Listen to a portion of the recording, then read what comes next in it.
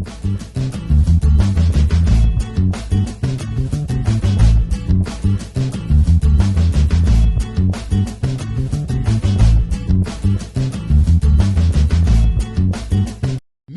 me téléphone pour me demander si je peux l'accompagner demain au poste de police.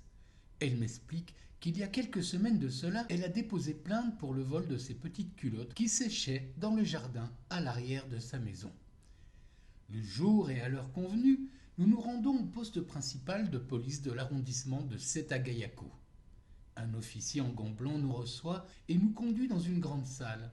Sur une longue table posée sur des tréteaux, un alignement parfait, au cordeau, d'une bonne centaine de petites culottes. Des blanches, des roses, des bleus pâles, des mauves. Un incroyable étalage de culottes en coton, banal, rien de sexy, de la lingerie d'adolescente.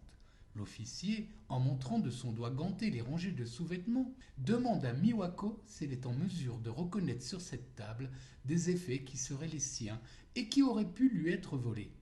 Après une longue et minutieuse observation, Miwako ne trouve rien qui puisse lui appartenir et nous repartons après avoir sincèrement remercié l'officier à grands coups de courbette en avant, comme seuls les Japonais le font.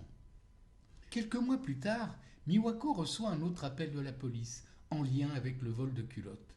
Elle se rend seule cette fois dans un immense gymnase en périphérie de Tokyo.